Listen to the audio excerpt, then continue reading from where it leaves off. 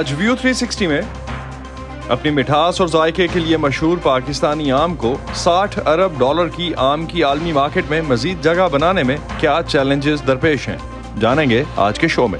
अगर यहाँ पे फार्मर को 100 रुपये केजी अगर रेट मिल रहा है तो उसे जो खर्चा पड़ रहा है उसे भेजने का 50 रुपये केजी तो उसका खर्चा है।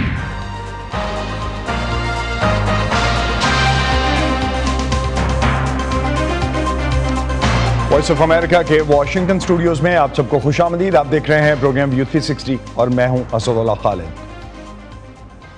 कुछ दिन पहले तक हमने पाकिस्तान के साबिक वज़ीर आज़म की ऐसी कई वीडियोस देखी जिनमें वो दूसरे ममालिक के सरबराहान को ये बताते नजर आ रहे हैं कि वो उनके लिए पाकिस्तान के बेहतरीन आम लाए हैं। पाकिस्तानी रहनुमा एक अरसे से ऐसा करते आ रहे हैं और इसीलिए खारजा ताल्लुकात में इसे मैंगो डिप्लोमेसी का नाम दिया गया है। पाकिस्तान हर साल तकरीबन 1 लाख टन से ज़्यादा आम बरामद करता है, जबकि मुल्क की कुल पैदावार तकरीबन 18 लाख टन है। पाकिस्तान के ज़्यादा आम ईरान, मुत्तहिदा अरब अमारात, अफगानिस्तान और चीन जाते हैं, जिसके बाद यूरोप और बाकी आलमी मंडी का नंबर आता है। आज के प्रोग्राम में हम जायज़ा लेंगे कि आम की मार्केट का हुजम जो कि 60 अरब डॉलर से कुछ ज़्यादा है, क्या पाकिस्तान इस मार्केट में अपने हिस्से पर खुश है या आलमी मंडी में अपना हिस्सा बढ़ाने के लिए पाकिस्तान के पास मज़ीद गुंजाइश है। अमेरिका में पाकिस्तानी आम कम मिलते हैं और बहुत महंगे भी। अमूमन बरामद कुनंदगान की तरफ से जो शिकायत सामने आती है उसमें माल बर्दारी का किराया और अमेरिका में पाकिस्तान से फल दरामद करने के लिए मौजूद कवायद और ज़वाबित को इल्ज़ाम दिया जाता है। सबा शाह खान ने जानने की कोशिश की कि पाकिस्तानी आमों का अमेरिका पहुंचना इतना मुश्किल क्यों है। अमेरिका में जनूबी एशिया स्टोर्स पर बिकने वाले पाकिस्तानी आमों की मुख्तलिफ इक़साम 2-2 किलो के डब्बों में मिलती हैं। हर डब्बे में 4 या 6 आम होते हैं और इस मुनासबत से कीमत 33 से 36 डॉलर्स तक होती है। प्राइस महंगी भी लगती है जब हम 6 आम देखते हैं कि बॉक्स में 6 आम हैं, बट फिर वो जब आम खोलते हैं खाते हैं वो पाकिस्तान की याद आ जाती है, तो फिर वो उस वक़्त प्राइस हम नहीं सोचते। रियासत टेक्सास से ताल्लुक़ रखने वाले पाकिस्तानी आमों के एक इम्पोर्टर ने मुझे बताया कि अमरीकी स्टोर्स में पाकिस्तानी आमों की कम मिक़दार और ज़्यादा कीमत की एक वजह अमरीकी महकमा ज़राअत के क़वाइद के मुताबिक आमों को अमरीकी मार्केट में आने से पहले अमरीका के अंदर रेडिएशन के अमल से गुजारना होता है, जिसका मकसद फलों को कीड़ों और जरासीम से पाक करना होता है। अमरीका भर में रेडिएशन प्लांट्स सिर्फ गिनती के हैं। आजकल आम सिर्फ एक फैसिलिटी पर ट्रीट किए जाते हैं और इसके मसरूफ़ होने की वजह से इस पर वक्त मुश्किल से मिलता है। उस्मान अली शाह 2019 से वुड ब्रिज में वाक़े अपने इस स्टोर में पाकिस्तानी आम बेचते आए हैं। वो कहते हैं ये सीज़न उनके लिए काफ़ी अच्छा रहा। हम लोगों ने मार्जिन भी इस साल कम कर दिया था क्योंकि इसकी वजह से हमारा एक तो जो सेलिंग थी वो ज़्यादा हो गई, उसकी वजह से काफ़ी जो है बढ़ गई थी सेलिंग, और चूँकि थोड़ा सा हमारा कंपटीशन भी यहाँ पर चल पड़ा था, तो हम लोगों ने ये सोचा कि कस्टमर को जो है इसका ज़्यादा से ज़्यादा बेनिफिट दिया जाए। तो इस साल जो हमारा रेट था वो $30 पर हम लोग ले गए थे। बिल्कुल जो है वो ऑलमोस्ट कास्ट टू कास्ट हम लोग लेके आ गए थे अपना रेट। प्राइस को मैंने बताया, चीज़ अच्छी हो कीमत नहीं पूछी जाती, बाकी आम बहुत अच्छे हैं, इससे ऊपर आम भी कोई नहीं है। पाकिस्तान से अमेरिका पहुंचने और फिर ट्रीटमेंट के अमल के बाद इंपोर्टर 2-3 दिन के अंदर ये आम अमेरिका भर के शहरों और दुकानों पर पहुंचा देते हैं और फिर ख़रीदार के पास इन्हें खाने के लिए 3 से 4 दिन होते हैं। Saba Shah Khan, Voice of America, Woodbridge, Virginia. Pakistani आम की पहचान दुनिया भर में इसके मुनफरिद जायके और मिठास की वजह से है और हर साल पाकिस्तान से बैरूनी ममालिक को ये फल बरामद किया जाता है। बैरून मुल्क रहने वाले पाकिस्तानी अपने मुल्क के आम महंगे नरखों पर ख़रीदते हैं, लेकिन पाकिस्तान में एक्सपोर्ट क्वालिटी के आम काश्त करने वाले किसानों का इन आमों की काश्त पर कितना खर्चा आता है और आमों की एक्सपोर्ट से मुकामी किसान को कितना माली फ़ायदा होता है, यही जानने के लिए वॉइस ऑफ अमेरिका के नवीद नसीम ने सुबह पंजाब के जनूबी ज़िले मुजफ्फरगढ़ के किसानों से बात की। जिला मुजफ्फरगढ़ में दाखिल होते ही सड़क के दोनों तरफ लगे आमों के दरख्त यहाँ आने वालों का खैर मकदम करते हैं। जनूबी पंजाब में किसान आम की फसल की तैयारी साल के अवाइल से ही शुरू कर देते हैं और 4 से 5 माह की सख्त मेहनत के बाद ये फसल जुलाई और अगस्त में तैयार होती है, जिसे मुल्क के दीगर इलाकों के अलावा बैरून मुल्क भी बरामद किया जाता है। पहले बूर लगता है जी, बूर आता, बूर के उत्तों फौरन बाद असीं स्प्रे कर देंगे, उस तो बाद जिहड़ा ना असीं फिर दूसरी स्प्रे करते जो दाना लगता है। इतकी तो 4-5 होईयां ने इस साल, क्योंकि ठंड रही है ज़्यादा। फिर ये खादा खूदा ही पाते हैं हसबे तौफीक, ਫਿਰ ਅਸੀਂ ਜਦੋਂ ਇਹ ਪੱਕਦੇ ਨੇ ਫਿਰ ਇਹਨੂੰ ਤੁੜਾਈ ਲਾਉਂਦੇ ਹਾਂ, ਡੈਣੀ ਤੋਂ ਲਾ ਕੇ ਨਾ ਹਿਫਾਜ਼ਤ ਨਾਲ ਇੱਥੇ ਰੱਖਦੇ ਆ, रख के फिर आगे पैकिंग करने वास्ते मरला है साडा दूसरा अगला। आम तोड़ने के बाद इनका पानी सुखाया जाता है आम का, ताकि ये अच्छी तरह सूख जाए, और उसके बाद इसको पेटियों में बंद किया जाता है। बंद करके नियरेस्ट मंडी या जहां इनका सिस्टम चल रहा होता है वहां भेजा जाता है। उसके बाद वहां से मिडल मैन व्यापारी वगैरह ख़रीदते हैं। व्यापारी ख़रीदने के बाद वो 3 से 4 दिन में पक जाता है आम। मुजफ्फरगढ़ में 1 एकड़ रकबे पर आम के 65 से 70 पेड़ लगाए जाते हैं। आम की फी एकड़ पैदावार का दारोमदार जमीन की नौइयत और मौसमी हालात पर होता है। बूटा जड़ा वड्डा है ना झाड़, ज्यादा वड्डा झाड़ है बूटा, तकरीबन वो है 70-80 साल का या 50 साल का बूटा वा। ਉਹਦੇ ਉੱਤੇ अगर सही माने फल आवे तो 200 पेटी ਲੱਥ सकती है, 150 भी ਲੱਥ सकती है। वो कभी रेट लगता है 1000 रुपये पेटी, कभी 1500 की विकती है, कभी 300 की विकती है। पाकिस्तान में जब आम स्टार्ट होने के बाद उसे मंडी में भेजा जाता है, तब उसका जो फार्मर को रेट मिलता है वो तकरीबन 900-1000 के करीब ही मिलता है, और पेटी जो है ना वो 10 kg की है। अगर यहाँ पे फार्मर को 100 रुपये kg अगर रेट मिल रहा है तो उसे जो खर्चा पड़ रहा है उसे भेजने का 50 रुपये kg तो उसका खर्चा है, तो 50 रुपये फार्मर को बच रहे हैं। मुजफ्फरगढ़ से आम अंदरून मुल्क भेजने के अलावा बैरून मुल्क भी बरामद किए जाते हैं, जिसके लिए एक्सपोर्टर्स मंडियों से आम खरीदने की बजाय किसानों से बराह रास्त आम खरीदते हैं, जिन्हें मखसूस डब्बों में पैक करके एक्सपोर्ट किया जाता है। एक्सपोर्ट भी ये होता है, ਉਹਦੇ ਵਿੱਚ ਜਿਹੜਾ ਨਾ ਬਿਲਕੁਲ ਇਹ ਦਾਣੇ ਦੇਖੇ ਨਾ ਤੁਸੀਂ, ਇਹ ਜ਼ਖਮੀ ਸਾਰੇ, ਇਹ ਉਹਨਾਂ ਨੇ ਨਹੀਂ ਚੁੱਕਣਾ, ਇਹ ਸਿੱਟ ਦੇਣਾ। ਟੈਣੀ ਨਾਲ ਲੱਗਦਾ ਨਾ ਦਾਣਾ ਜਿਹੜਾ, ਉਹ ਰਗੜ ਪੈ ਜਾ, ਉਹ ਨਹੀਂ ਚੁੱਕਣਾ। ਜਿਹੜਾ ਮੱਖੀ ਲੱਗੀ ਹੋਵੇ ਉਹ ਵੀ ਨਹੀਂ ਚੁੱਕਣਾ, ਉੱਤੇ ਫਟ ਜਾਂਦਾ ਆ, ਉਹ भी नहीं तोड़ना, ਉਹਨਾਂ ने चुकना। एक्सपोर्ट वाले आते हैं तो वो फार्मर से जो है ना तकरीबन 4000 से 5000 रुपये मन खरीद करते हैं, तो इस हिसाब से देखा जाए तो वो 100 से 130 रुपये kg पड़ता है। इससे किसान को ये फ़ायदा होता है कि उनको अच्छी कीमत में रेट मिल जाता है, उनका ख़र्चा बच जाता है, जो उन्होंने यहाँ से मंडी तक लेके जाना होता है, कमीशन बच जाता है। इसके अलावा उसके अंदर रद्दी का होता है, पेटी का ख़र्चा होता है, वो सारी उनको सेविंग हो जाती है। लेकिन बैरूनी ममालिक में पाकिस्तान से बरामद किए जाने वाले आमों की कीमत यहाँ पाकिस्तानी किसानों को दी जाने वाली कीमत से कई गुना ज़्यादा होती है। एक्सपोर्टर जो भी है आधा रेट भी, हाफ रेट भी वो जो है ना अपने फार्मर को यहाँ नहीं देता। बेशक उसके खर्चे बढ़ गए हैं डॉलर बढ़ने की वजह से, लेकिन डॉलर के हिसाब से देखा जाए तो आगे जाके आम भी तो कॉस्ट ही सेल हो रहा है। पाकिस्तान में जहां किसानों को बढ़ती महंगाई का सामना करना पड़ रहा है, वहीं इन्हें मौसमियाती तब्दीलियों के चैलेंजेस का भी सामना है। किसानों का कहना है कि इस साल पड़ने वाली शदीद सर्दी की वजह से आम की सालाना पैदावार भी मुतासिर हो सकती है। Naveed Naseem, voice of America, Muzaffargarh. Pakistan के 2 सूबे मुल्क का तकरीबन सारा आम पैदा करते हैं। तकरीबन 70% पंजाब और 30% आम सिंध पैदा करता है। जैसा कि आपने देखा कि आम के काश्तकारों को शिकायत है कि उनका आम जो बैरून मुल्क कई गुना महंगा फ़रोख्त होता है, उन्हें उसकी मुनासिब कीमत नहीं मिलती और एक्सपोर्टर्स सारा मुनाफा ले जाते हैं। दूसरी तरफ आम बरामद करने वालों का कहना है कि फ्रेट चार्जेस और आम की प्रोसेसिंग पर आने वाली लागत की वजह से आम दीगर ममालिक में महंगे दामों फ़रोख्त होता है। नवीद नसीम ने आम की बरामद में चैलेंजेस के बारे में जानने के लिए All Pakistan Vegetable and Fruits Exporters Association के patron in chief Waheed Ahmed से बात की। पाकिस्तान की टोटल जो प्रोडक्शन है आम की 18 लाख टन है, 1.8 बिलियन मेट्रिक टन है, जिनमें से हमने इस साल का जो टारगेट रखा है 2023 में 1,25,000 टन का, जो अभी तक 75,000 टन हो चुका है और सीज़न जो है अक्टूबर तक ख़त्म चलता है हमारा। पहले जो सबसे पहले सिंध का सीज़न स्टार्ट होता है पाकिस्तान के आम का, जो शेयर है प्रोडक्शन का 29% है। जब पंजाब का सीज़न स्टार्ट होता है जिसकी प्रोडक्शन 70% है, उसकी जो वैरायटी है वो चौंसा है, वाइट चौंसा है, लाल बादशाह है, अनवर एटोल है, 12 नंबर है, फजरी है। ये कम से कम 15 वैरायटियाँ जो पाकिस्तान से एक्सपोर्ट होती है। मोर देन 50 कंट्रीज़ के अंदर पाकिस्तानी आम जाता है। पाकिस्तान की जो एक्सपोर्ट है 3 तरीके से होती है। एक होती है बाय सी, जो वॉल्यूम जो टोटल है वो 60% बाय सी जाता है, और 25% जो है जो बाय लैंड जाता है, ख़ासकर ईरान और अफ़गानिस्तान मार्केट में। जो रेस्ट 10 से 15% है वो बाय एयर जाता है।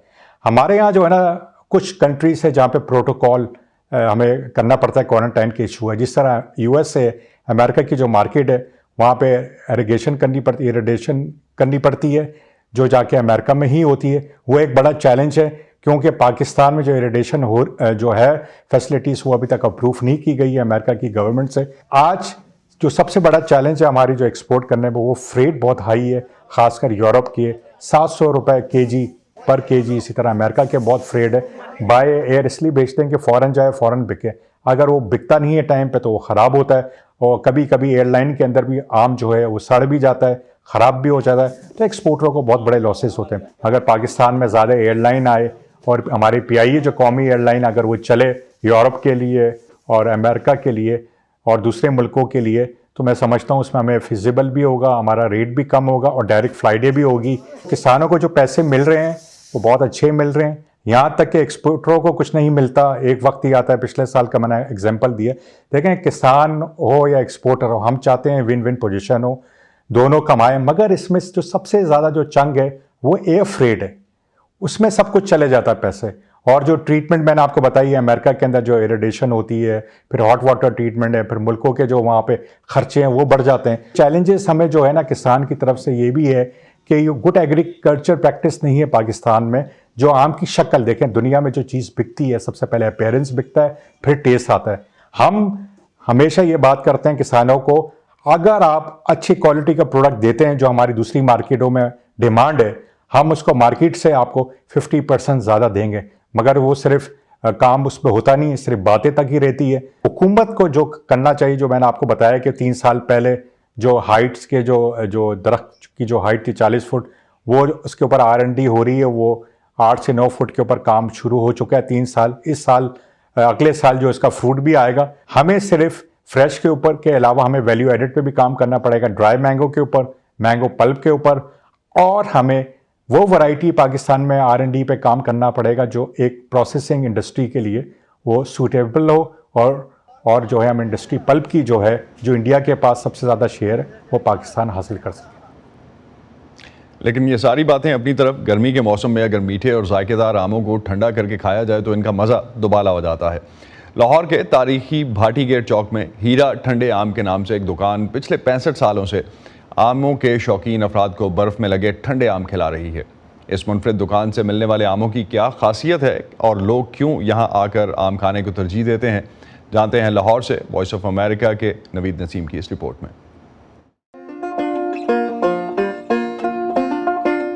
हीरा ठंडे आम तकरीबन 65 ईयर पहले मेरे वालिद साहब ने शुरू किया था। इधर आम खाने का एक अलग मजा है। ये मैं समझ लो लाहौर का एक तोहफा है।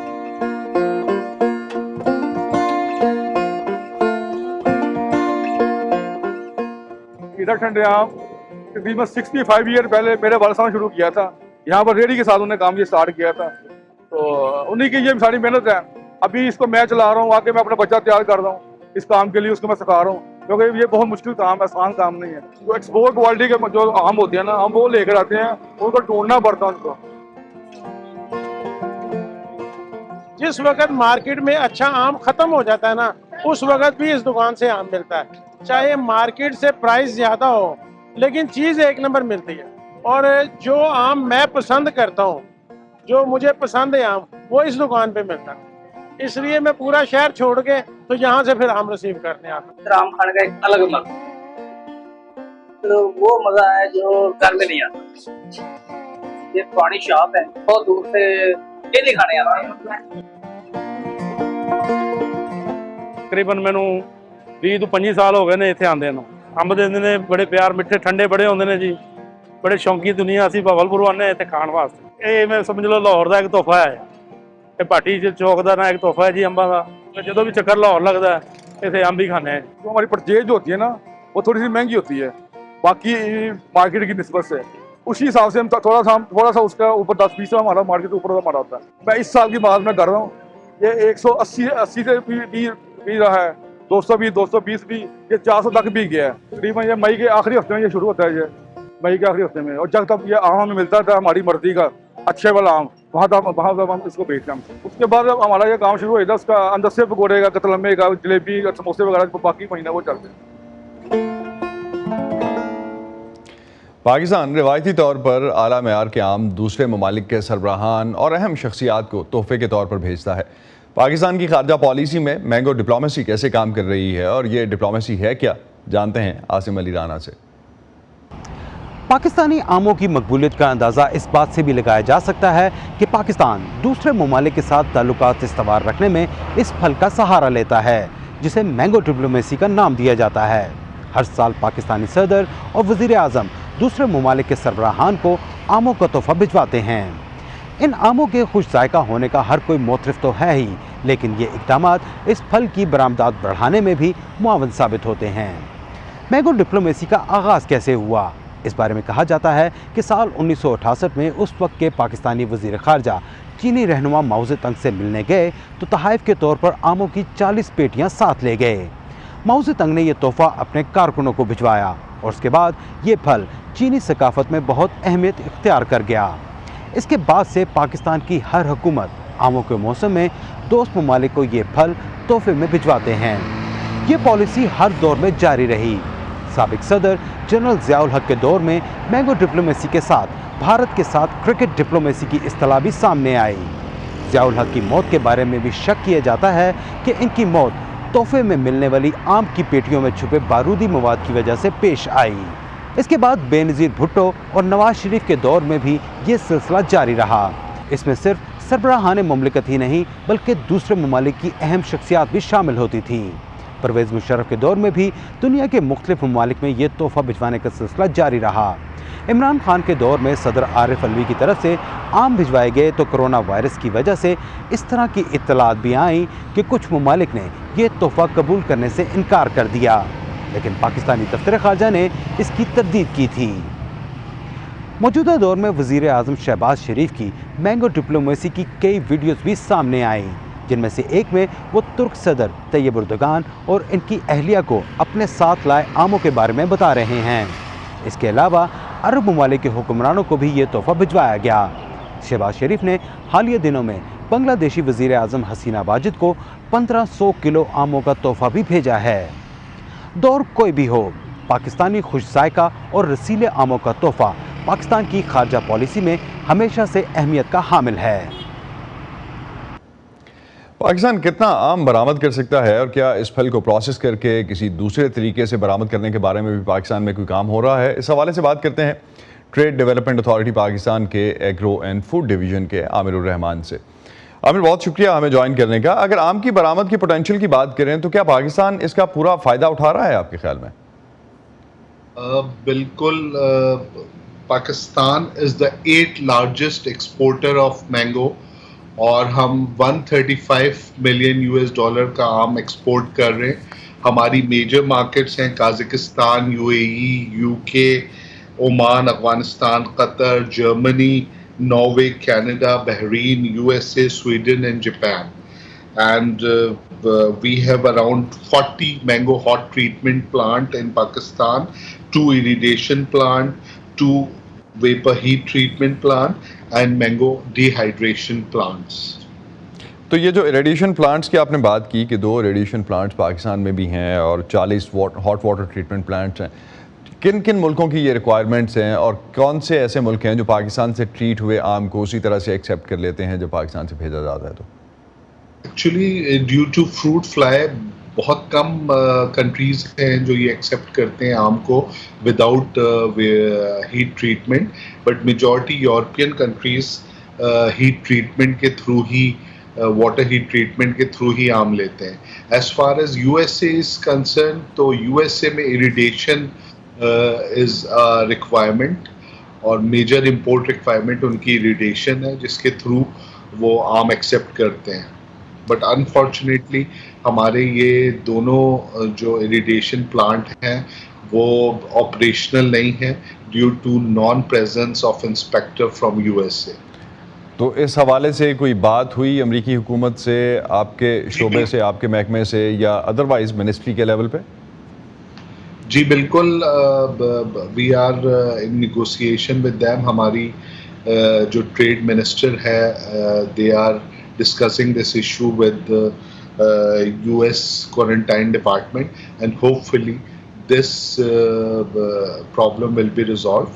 And लेकिन आमिर साहब, जहाँ तक मुझे याद है ये कोई आज का इशू तो नहीं है, बहुत पुराना इशू है। तो आप समझ रहे हैं कि ये इस दफ़ा के ट्रेड मिनिस्टर या इससे पहले वाले ट्रेड मिनिस्टर्स पहले क्यों नहीं हल कर पाए इसको? और क्या ये इसमें ब्यूरोक्रेटिक प्रोसेसेस हैं पाकिस्तान की तरफ से, अमेरिका की तरफ से, कहाँ फंस रही है ये चीज़?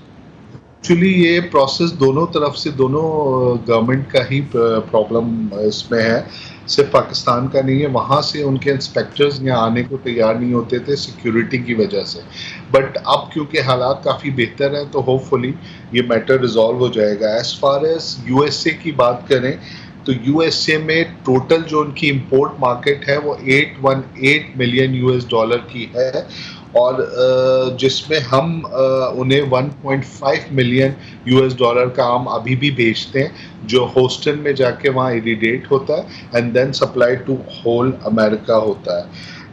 अमेरिका में जो मेजर कंट्रीज़ हैं जो एक्सपोर्ट कर रहे हैं वो Mexico, Peru, Brazil, Ecuador, Philippine and Thailand कर रहे हैं, एंड पाकिस्तान का काफ़ी नीचे नंबर है, but we can do it. और America is a big market for Pakistani mangoes अगर हम थोड़ा सा फोकस करें इसमें। तो अगर हम पिछले 5-10 साल की बात करें तो क्या पाकिस्तान ने आम की बरामद जो थी उसको बेहतर किया है? कोई ओवरऑल एक्सपोर्ट्स बढ़ी हैं? किन शोबों में बेहतरी की ज़रूरत है अगर ऐसा नहीं हुआ तो? सर, एक्सपोर्ट बढ़ी है। पहले 80,000 टन हम एक्सपोर्ट करते थे, इस साल हमने 1.25 लाख टन आम एक्सपोर्ट किया है। हमारी मार्केट्स बढ़ी हैं, स्पेशली जो हमारी मेजर मार्केट काज़ाकिस्तान, यूएई, यूजुअली हमारा आम यूएई जाता है, वहाँ से री एक्सपोर्ट होता है टू डिफरेंट कंट्रीज़। तो हमारे मेजर जो ट्रेडिंग पार्टनर हैं विद रेफरेंस टू मैंगो और यूके हमारा बड़ा आम जाता है, तो वो थोड़ा सा क्योंकि उसमें हमारा शिपमेंट कॉस्ट बढ़ जाती है तो इस वजह से थोड़ा सा वो महंगा पड़ता है वहाँ जाके। तो इस साल के जो बरामदी अहदाफ थे आम, इस दफ़ा कितना एक्सपोर्ट करना चाह रहा था पाकिस्तान और कितना हुआ? इस दफ़ा हम बिल्कुल हमारे अहदाफ पूरे हुए हैं और हम 1.25 लाख टन एक्सपोर्ट करना चाह रहे थे and we have exported more than that. अभी फिगर्स जो मेजर फिगर आएंगी we will share that with you. तो टीडीएपी कोई नई मार्केट्स भी मुतारिफ करवा रहा है?